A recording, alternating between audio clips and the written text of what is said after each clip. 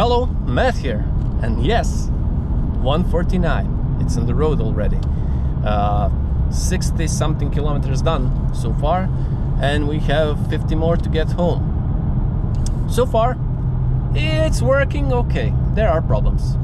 As I said in one of the previous video, drivetrain, a bit of strange vibration, I don't know where it's coming from. I am blaming it on Weibo for the time being, but maybe it's transmission, we'll sort it out. Not that big of a problem right now. There's also strange, I don't know, weird behavior from the gearbox. It somehow just, maybe it's the engine, maybe it's the gearbox, it just likes to lose power for like 1/10 of a second. Usually, but not when I'm driving full throttle. Full throttle, it's all good and well. But when I'm idling basically like this, it's weird. And also, I keep getting check engine lights for mass airflow, which I think is because of our our DIY cold air intake. And there is also one fault with the I'm missing the word, O2 sensor. One behind the cat, it keeps showing errors. So these two errors, these two faults keep getting the check engine, actually not safe mode, just check engine. So yeah, there's that. So not perfect yet, a bit of work to be done, but hey, I know a lot of you had more than a few questions, so yeah, in this video I'll try to answer them. First off, why did we do it? Well, content. That's the main answer. I mean, this really was a lot of content for the channel. I honestly hoped it will take off a bit more than it did. I'm a bit disappointed with the views, but hey, obviously we have to work on that. Hope we get it right soon.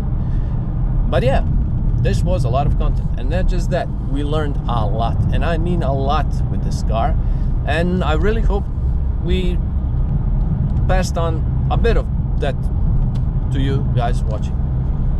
So yeah, F chassis conquered that. Really know everything there is to know about these cars right now.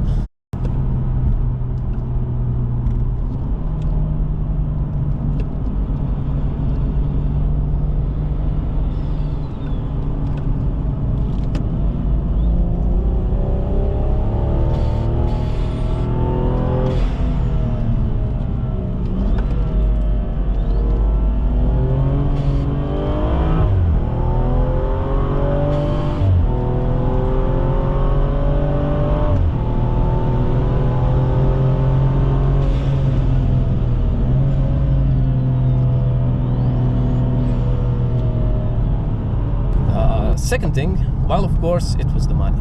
Money was maybe even the most important.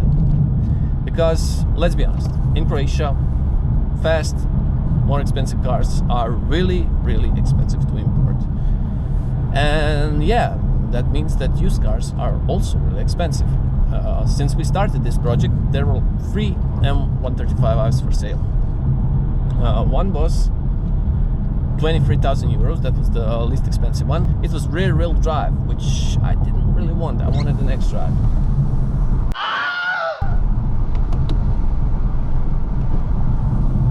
So it was around 23,000 euros, and there was a lot of body damage on it. There was a tuned one, mildly tuned, for 29,000, and there was one that was an X-Drive, though 5 doors, which again I don't like, 31,000 euros.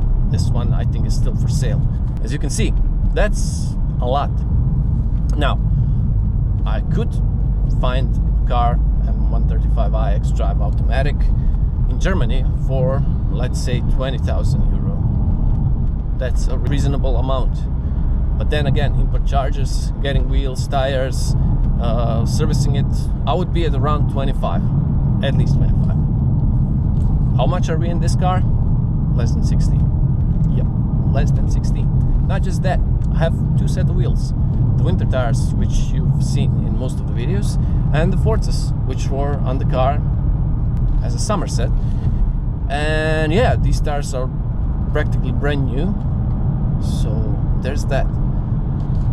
Now, as for the expenses, the donor vehicle, we overpaid. I mean, we didn't overpay it, but it was damaged. It was damaged a lot. It wasn't as described, and that's the source of most of the problems right now, and that's why it took so long. But yeah, we paid it 7,500. Transport was around 800 euro, and all in, with all the parts we needed, subframe, steering rack, new head, all the bits and pieces that were missing, it went up to around 12,500 euro. As I said, a lot. But hey, it is what it is. Yeah, when we took it apart, we saw how damaged it was. I was on the edge of giving up. We went for it. Now it is what it is.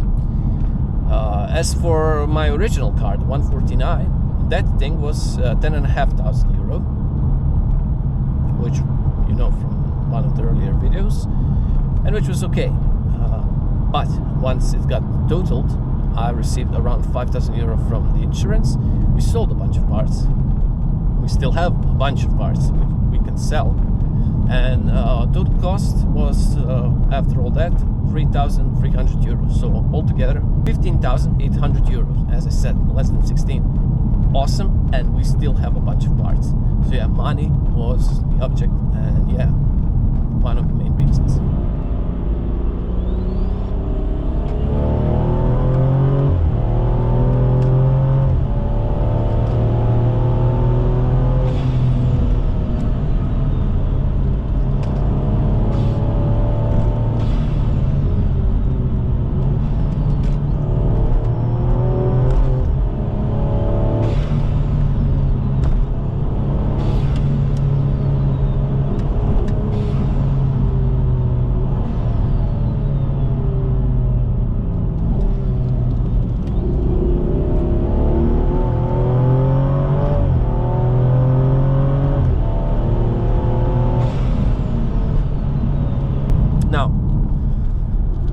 What's next?